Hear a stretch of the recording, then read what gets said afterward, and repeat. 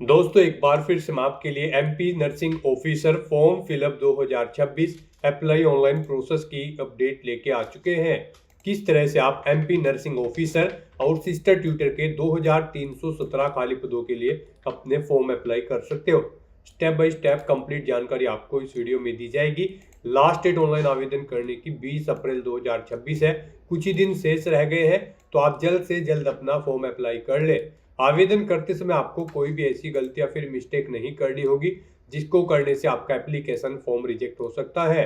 Form apply करते समय आपको कुछ महत्वपूर्ण बातों को भी ध्यान में रखना होगा, तभी आपका एप्लीकेशन फॉर्म सक्सेसफुली सबमिट हो पाएगा। आवेदन करते समय अगर आपके सामने कोई भी डिफिकल्टी आ रही है तो उसका हल भी आपको इस वीडियो में मिल जाएगा।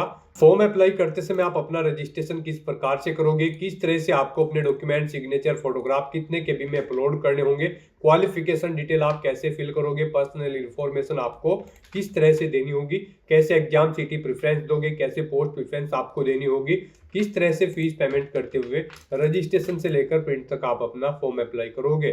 पूरी जानकारी के लिए आपको ये वीडियो शुरू से लेकर एंड तक बिना स्किप किए हुए देखनी होगी। इस वीडियो को पूरा देखने पर ही आपके सभी सवाल और डाउट क्लियर होंगे। तो चलिए दोस्तों, बिना कोई वक्त में शुरू करते हैं MP nursing officer form fill up की पूरी जानकारी।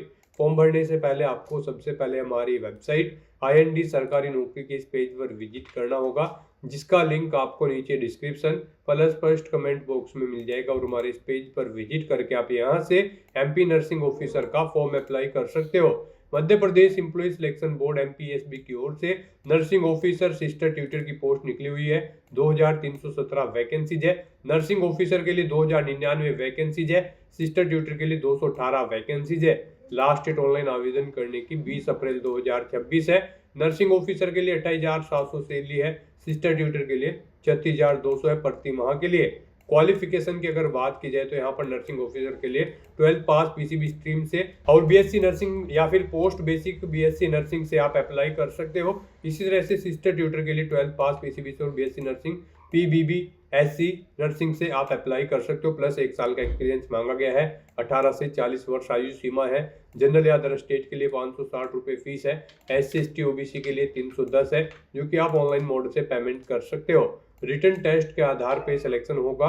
ऑनलाइन अप्लाई कर सकते हो। मध्य प्रदेश जॉब लोकेशन है, ऑल इंडिया से ऑनलाइन कर सकते हो। sb.mp.gov.in इसकी ऑफिशियल वेबसाइट है, जिससे आप फॉर्म अप्लाई कर सकते हो। इंपोर्टेंट लिंक सेक्शन के अंतर्गत ऑफिशियल नोटिफिकेशन PDF लिंक पर क्लिक करके आप इसकी PDF डाउनलोड कर सकते हो। यहाँ पर आपको आवेदन करने की डेट देखने को मिल जाएगी। यहाँ पर आपको फीस पेमेंट की इंफॉर्मेशन कैटेगरी वाइज दे दी गई है।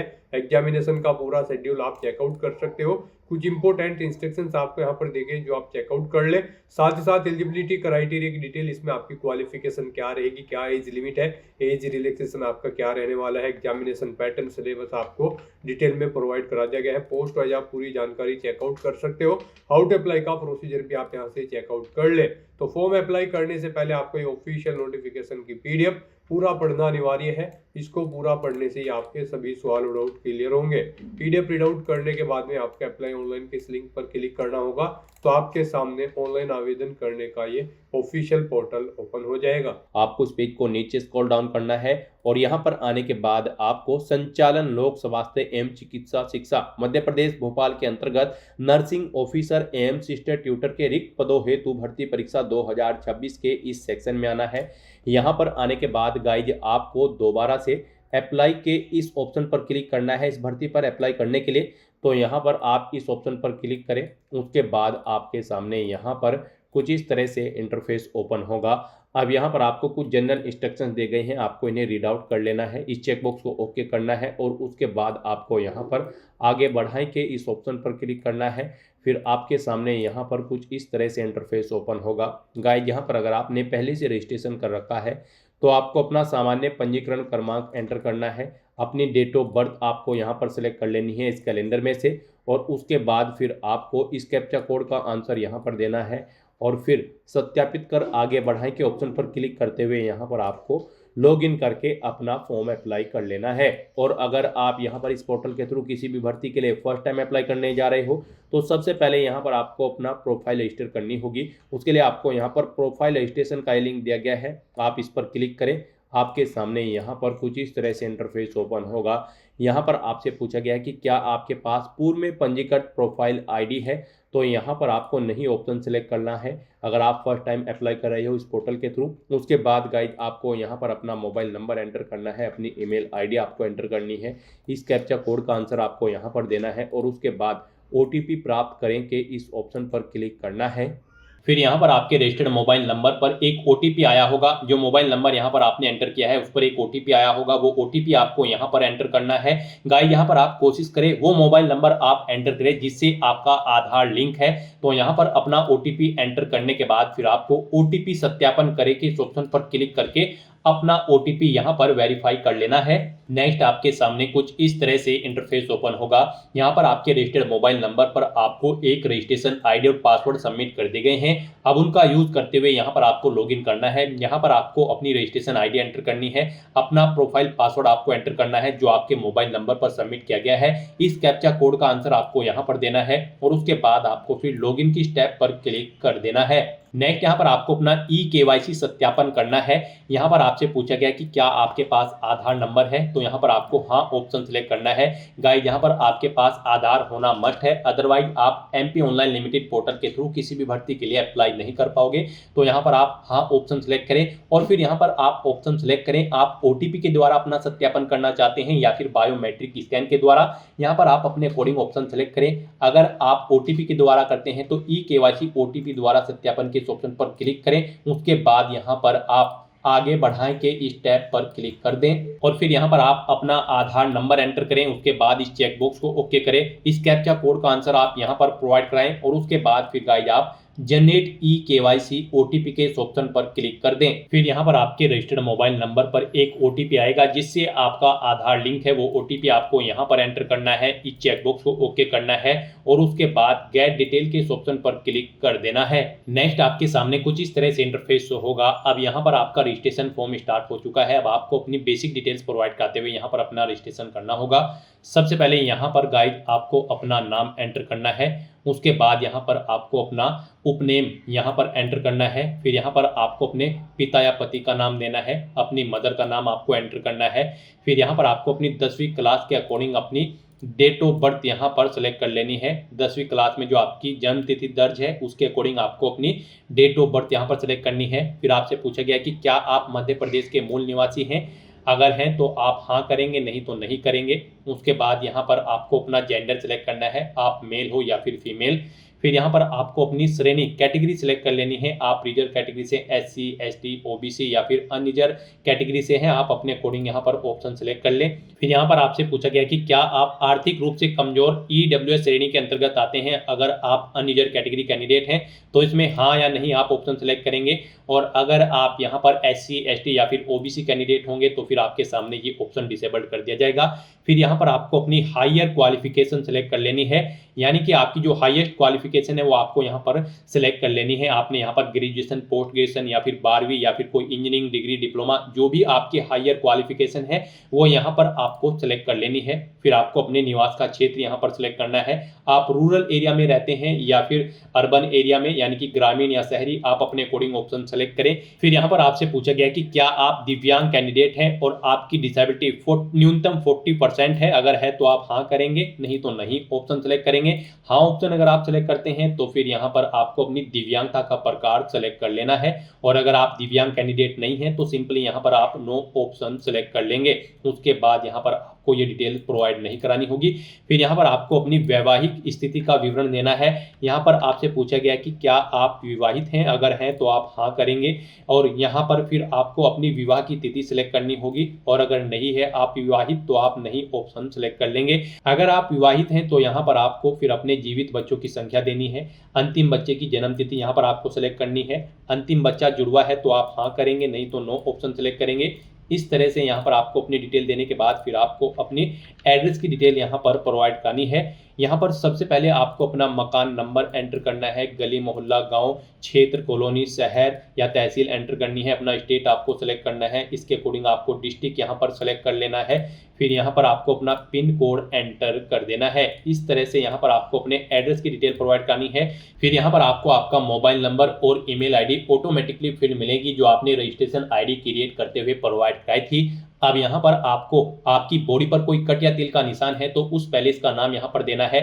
फिर आप परीक्षा में जब पार्टिसिपेट करेंगे उस समय अपना कौन सा फोटोयुक्त पहचान पत्र शो करेंगे वो यहाँ पर आपको सेलेक्ट कर लेना है। आधार कार्ड, पैन कार्ड या फिर ड्राइविंग लाइसेंस, उसका नंबर यहाँ पर आपको एंटर करना है। आपका आधार कार्ड नंबर आपको ऑटोमेटिकली यहाँ पर फील्ड मिलेगा। फिर आपको घोषणा पत्र में इस चेकबॉक्स को ओके करना है और उसके बाद गाइज आपको पंजीकृत करें के इस ऑप्शन पर क्लिक कर देना है।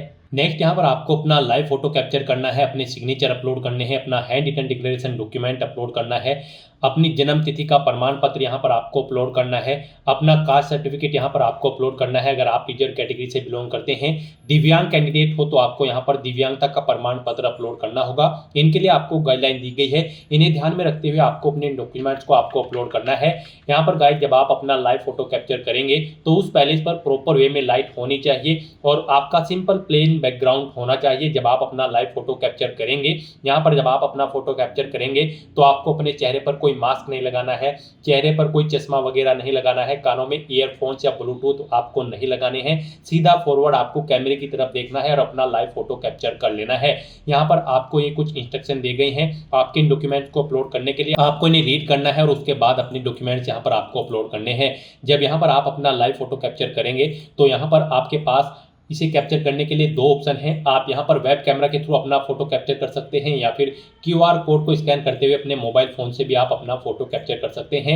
यहाँ पर वेब कैमरा के थ्रू जब आप अपना फोटो कैप्चर करेंगे तो आप फोटो कैप्चर के इस ऑप्शन पर क्लिक करेंगे और अपने वेब कैमरा के थ्रू यहाँ पर आप अपना लाइव फोटो कैप्चर कर लेंगे। अगर क्यूआर कोड के थ्रू अपना फोटो कैप्चर करना चाहते हैं तो आप जनरेट क्यूआर के इस ऑप्शन पर क्लिक करें। ये क्यूआर कोड आप अपने मोबाइल फोन से स्कैन करें, जो भी आपके मोबाइल फोन में क्यूआर कोड रीड करने की एप्लीकेशन होगी उसके थ्रू आप इसे स्कैन करें और अपना लाइव फोटो यहाँ पर कैप्चर कर लें। उसके बाद गाइड यहाँ पर आपको इस चेकबॉक्स को ओके करना है कि मुझे अपना फोटो हस्ताक्षर उचित स्थान पर सही और स्पष्ट दिखाई दे रहा है।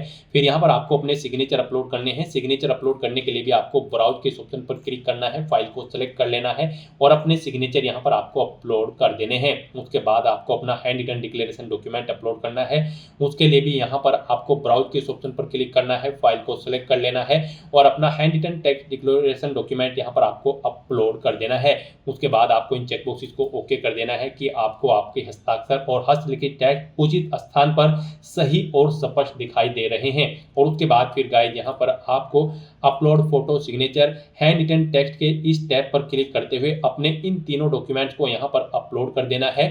उसके बाद फिर यहाँ पर आपको अपनी जन्म तिथि का प्रमाण पत्र अपलोड करना है। इसमें आप अपनी 8वीं या फिर 10वीं या फिर 12वीं का सर्टिफिकेट या फिर रिजल्ट अपलोड कर सकते हैं। यहाँ पर इनकी विड्थ डॉक्यूमेंट के आपके 700 पिक्सल से 800 पिक्सल के बीच में होनी चाहिए, हाइट 400 पिक्सल से 950 पिक्सल के बीच में होनी चाहिए और ये तीनों डॉक्यूमेंट आपके जेपीजी फॉर्मेट में होने चाहिए। तो इन डॉक्यूमेंट्स को भी अपलोड करने के लिए आपको चूज फाइल के ऑप्शन पर क्लिक करना है, फाइल को सिलेक्ट कर लेना है और upload birth certificate, upload caste certificate, upload handicap certificate के ऑप्शन पर क्लिक करते हुए अपने इन तीनों डॉक्यूमेंट्स को भी यहाँ पर आपको अपलोड कर देना है। और फिर गाइस यहाँ पर आपको सबमिट डिटेल के इस ऑप्शन पर क्लिक कर देना है। फिर यहाँ पर आपको आपके रजिस्ट्रेशन का पूरा प्रीव्यू शो कर दिया गया है। आपको सभी डिटेल्स केयरफुली चेकआउट करनी है, पेज को नीचे स्क्रॉल डाउन करना है और उसके बाद आपको प्रिंट प्रोफाइल रिसिप्ट के इस ऑप्शन पर क्लिक करके अपनी प्रोफाइल का एक हार्ड कॉपी रिसिप्ट ले लेना है फ्यूचर यूज के लिए। अपना वन टाइम रजिस्ट्रेशन कंप्लीट करने के बाद आपको दोबारा से हमारी वेबसाइट के इसी पेज पर ही आना है और यहाँ पर आपको अप्लाई ऑनलाइन के इस लिंक पर एक बार फिर से क्लिक करना है। उसके बाद आपके सामने मध्य प्रदेश कर्मचारी चयन मंडल का यही पोर्टल ओपन होगा। अब आपको दोबारा से यहाँ पर संचालन लोक स्वास्थ्य एवं चिकित्सा शिक्षा मध्य प्रदेश भोपाल के अंतर्गत नर्सिंग ऑफिसर एवं सिस्टर ट्यूटर के रिक्त पदों हेतु भर्ती परीक्षा 2026 के इस सेक्शन में आना है और यहाँ पर आने के बाद आपको अप्लाई के इस ऑप्शन पर एक बार फिर से क्लिक करना है। उसके बाद आपके सामने यहाँ पर कुछ इस तरह से इंटरफेस ओपन होगा। आपको चेकबॉक्स को ओके करना है, आगे बढ़ाएं के ऑप्शन पर क्लिक करना है। अब गाइस आपको यहाँ पर अपना सामान्य पंजीकरण क्रमांक एंटर करना है जो आपको प्रोफाइल रजिस्ट्रेशन करने के बाद मिला है। फिर आपको अपनी डेट ऑफ बर्थ यहाँ पर सिलेक्ट करनी है। उसके बाद आपको इस कैप्चा कोड का आंसर यहाँ पर देना है और फिर आपको यहाँ पर सत्यापित कर आगे बढ़ाएं के इस ऑप्शन पर क्लिक करना है। लॉगिन करने के बाद आपके सामने कुछ इस तरह से इंटरफेस ओपन होगा। यहाँ पर आपने रजिस्ट्रेशन करते समय जो जो डिटेल प्रोवाइड कराई है उनका प्रीव्यू आपको शो कर दिया गया है। आपको सभी डिटेल्स केयरफुली चेकआउट करनी है। इस पेज को नीचे स्क्रॉल डाउन करना है। कहीं पर कोई मिस्टेक है तो आप यहाँ पर एडिट प्रोफाइल रजिस्ट्रेशन के लिंक पर क्लिक करके अपनी इस डिटेल को एडिट कर सकते हो। और अगर सभी चीज़ें ओके हैं तो बस यहाँ पर अब आपको आगे बढ़ाएं के इस ऑप्शन पर क्लिक करना है। फिर आपके सामने कुछ इस तरह से इंटरफेस ओपन होगा। यहाँ पर अब आपका फॉर्म स्टार्ट हो चुका है। आपको इस फॉर्म को स्क्रॉल करते हुए कॉलम नंबर 30 पर आ जाना है। यहाँ पर अब आपसे पूछा गया है 31 कॉलम में आपको अपनी क्लास सेलेक्ट करनी है। आप भूतपूर्व सैनिक है, दिव्यांग है, या फिर आप संविदा कर्मी हैं, या फिर आप इनमें से कोई भी नहीं है, तो आप अपने अकॉर्डिंग यहाँ पर ऑप्शन सेलेक्ट करेंगे। अगर आप भूतपूर्व सैनिक हैं तो आप यस करेंगे और फिर उसकी डिटेल देंगे। नहीं है तो यहाँ पर आप बिना वर्ग एक्स ऑप्शन सेलेक्ट कर लेंगे। उसके बाद आपसे पूछा गया है कि क्या आप यहाँ पर 1/1/1963 के बाद राष्ट्रीय छात्र सेना के पूर्णकालिक कैडेट अनुदेशक के रूप में भर्ती किए गए हैं। अगर किए गए हैं तो आप हाँ करेंगे, नहीं तो नहीं ऑप्शन सेलेक्ट करेंगे। आपको यहाँ पर इन डिटेल्स को रीड आउट कर लेना है और इसमें यस या नो, हाँ या नहीं ऑप्शन सेलेक्ट करते हुए अपनी डिटेल्स को प्रोवाइड कर देना है। फिर आपसे पूछा गया है कि क्या आप विक्रम पुरस्कार से सम्मानित खिलाड़ी हैं। अगर हैं तो आप हाँ करेंगे, नहीं तो नहीं ऑप्शन सेलेक्ट करेंगे।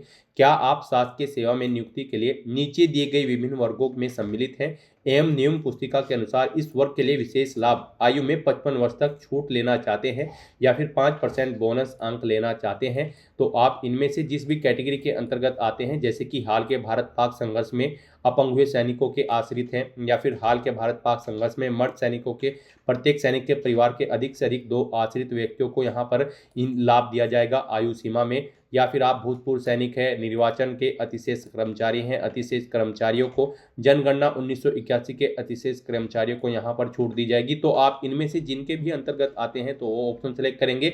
और अगर आप लाभ नहीं लेना चाहते हैं तो आप सिंपली यहाँ पर नहीं ऑप्शन सेलेक्ट कर लेंगे। फिर आपके सामने ये ऑप्शन डिसेबल्ड कर दिए जाएंगे।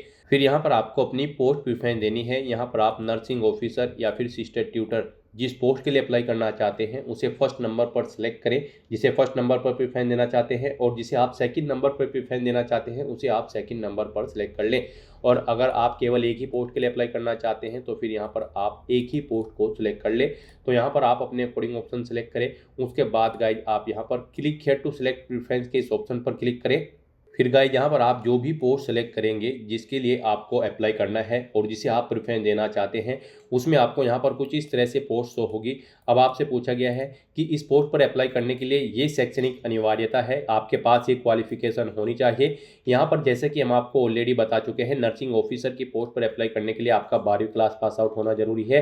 पीसीबी स्ट्रीम के साथ बीएससी नर्सिंग आपके पास होनी चाहिए 12वीं क्लास पास आउट होने के साथ साथ, या फिर पोस्ट बीएससी नर्सिंग होनी चाहिए आपके पास 45% मार्क्स के साथ। एससी एसटी ओबीसी को 40% मार्क्स रिक्वायर्ड है।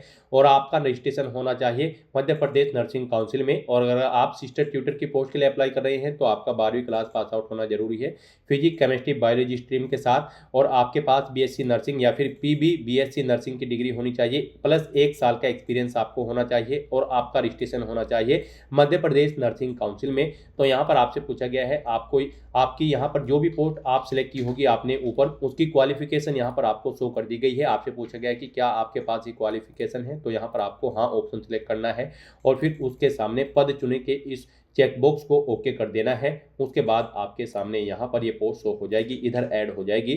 फिर आपको इस पेज को नीचे स्क्रॉल डाउन करना है। यहाँ पर अगर आप एक से ज़्यादा पोस्ट के लिए अप्लाई कर रहे हैं, यानी कि आप नर्सिंग ऑफिसर की पोस्ट के लिए भी अप्लाई कर रहे हैं, तो आप अपने अकॉर्डिंग जिस पोस्ट को जिस नंबर पर प्रेफरेंस देना चाहते हैं उसे अप एंड डाउन करके यहाँ पर प्रेफरेंस दे सकते हैं। उसके बाद गाइज यहाँ पर आपको इस पेज को नीचे स्क्रॉल डाउन करना है। फिर आपसे पूछा गया है कि क्या आपका मध्य प्रदेश राज्य के रोजगार कार्यालय में जीवित पंजीयन है। यहाँ पर पंजीयन होना आपका अनिवार्य है। तो यहाँ पर आपको अब हाँ ऑप्शन सेलेक्ट करना है। उसके बाद अपना पंजीयन क्रमांक एंटर करना है, दिनांक एंटर सेलेक्ट कर लेनी है, किस दिनांक को आपका यहाँ पर पंजीकरण हुआ है, रोजगार पंजीयन जिले का नाम सेलेक्ट कर लेना है। उसके बाद आपसे पूछा गया है कि यहाँ पर न्यूनतम शैक्षणिक अर्हता एवं अन्य अर्हताओं को आपने अच्छी तरह से पढ़ लिया है। जो आप जिस पोस्ट के लिए आप ऊपर अप्लाई कर रहे हैं उसके अनुसार आपकी शैक्षणिक एवं अन्य अर्हता है आपके पास है, तो यहाँ पर भी आपको हाँ ऑप्शन सेलेक्ट करना है। उसके बाद यहाँ पर गाइड आपसे पूछा गया है कि क्या आपके पास समग्र आईडी क्रमांक है। अगर है तो आप हाँ करेंगे और क्रमांक एंटर करेंगे, नहीं है तो नहीं ऑप्शन सेलेक्ट कर लेंगे।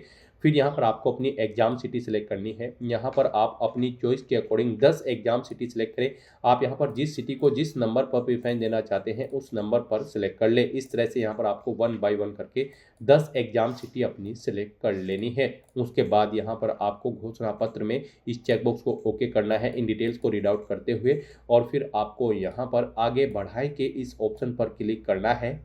फिर आपके सामने कुछ इस तरह से इंटरफेस ओपन होगा। अब यहाँ पर आप जिस भी पोस्ट के लिए अप्लाई कर रहे हैं उसके जो रिक्वायर्ड क्वालिफिकेशन है उसकी अंक सूची यानी कि रिजल्ट या फिर मार्कशीट आपको यहाँ पर अपलोड करनी है, या फिर उसकी जो सर्टिफिकेट होगा वो यहाँ पर आपको अपलोड करना है। उसके लिए आपको गाइडलाइन दी गई है। उस सर्टिफिकेट की जो विड्थ होगी वो 700 पिक्सल से 800 पिक्सल के बीच में होनी चाहिए, हाइट 400 पिक्सल से 950 पिक्सल के बीच में होनी चाहिए, और फाइल का फॉर्मेट जेपीजी होना चाहिए। यहाँ पर उसका मैक्सिमम साइज 150 केबी रखा गया है, यानी कि 150 केबी से कम फाइल का साइज होना चाहिए। तो यहाँ पर आपको अपनी रिक्वायर्ड क्वालिफिकेशन की मार्कशीट या फिर सर्टिफिकेट अपलोड करने के लिए चूज फाइल के ऑप्शन पर क्लिक करना है, फाइल को सिलेक्ट कर लेना है और अपलोड के इस ऑप्शन पर क्लिक करते हुए इसे यहाँ पर आपको अपलोड कर देना है, और फिर आपके व्यू के इस ऑप्शन में क्लिक करते हुए उसे व्यू भी कर सकते हैं। इस तरह से अपना सर्टिफिकेट अपलोड करने के बाद गाइस फिर आपको यहाँ पर सबमिट डिटेल के इस ऑप्शन पर क्लिक करना है। नेक्स्ट यहाँ पर आपको आपके एप्लीकेशन फॉर्म का पूरा प्रीव्यू शो कर दिया गया है। आपको सभी डिटेल केयरफुली चेकआउट करनी है। इस पेज को नीचे स्क्रॉल डाउन करना है, इन इंस्ट्रक्शंस को रीड आउट कर लेना है, और उसके बाद गाइड आपको यहाँ पर प्रिंट के इस ऑप्शन पर क्लिक करते हुए अपने एप्लीकेशन फॉर्म का एक हार्ड कॉपी या फिर सॉफ्ट कॉपी प्रिंट आउट ले लेना है फ्यूचर यूज के लिए। और गाइड उसके बाद फिर आपको यहाँ पर प्रोसीड टू पेमेंट के इस ऑप्शन पर क्लिक करना है। फिर आपके सामने फीस पेमेंट का ये इंटरफेस ओपन होगा। गाइस यहाँ पर आप net banking, debit card, credit card या फिर यूपीआई के माध्यम से अपना फीस पेमेंट कर सकते हो। यहाँ पर आपके लिए यूपीआई सबसे बेस्ट ऑप्शन रहेगा। इसमें भी आपके पास दो ऑप्शन है, आप पेटीएम या फिर pay GOV India, NDML for GOT of India, इन ऑप्शन में से कोई भी ऑप्शन को सिलेक्ट करते हुए अपना फीस पेमेंट कर सकते हो। यहाँ पर आप पेटीएम के इस ऑप्शन पर क्लिक करें, आपके लिए बेस्ट रहेगा। उसके बाद आपके सामने कुछ इस तरह से इंटरफेस ओपन होगा, और यहाँ पर आपको आपकी कैटेगरी के अकॉर्डिंग एप्लीकेशन फीस का अमाउंट देखने को मिल जाएगा। अब गाइस यहाँ पर हम आपको बता दें, अगर आप यहाँ पर जनरल या फिर अदर स्टेट कैंडिडेट हैं तो आपको 560 रुपये फीस जमा करानी होगी, और अगर आप SC ST OBC कैंडिडेट हैं तो आपको 310 रुपये एप्लीकेशन फीस के रूप में यहाँ पर जमा कराने होंगे। तो आपको आपकी कैटेगरी के अकॉर्डिंग यहाँ पर एप्लीकेशन फीस का अमाउंट देखने को मिल जाएगा। अब अपना फीस पेमेंट करने के लिए आपको सबमिट के इस ऑप्शन पर क्लिक करना है। फिर आपके सामने ये QR कोड शो होगा, आप इसे अपने UPI से स्कैन करें और अपना फीस पेमेंट कर दें। सक्सेसफुली फीस पेमेंट करते ही यहाँ पर आपके एप्लीकेशन फॉर्म की सभी टास्क कंप्लीट हो जाएगी। उसके बाद आपको आपके डैशबोर्ड में डायरेक्ट कर दिया जाएगा।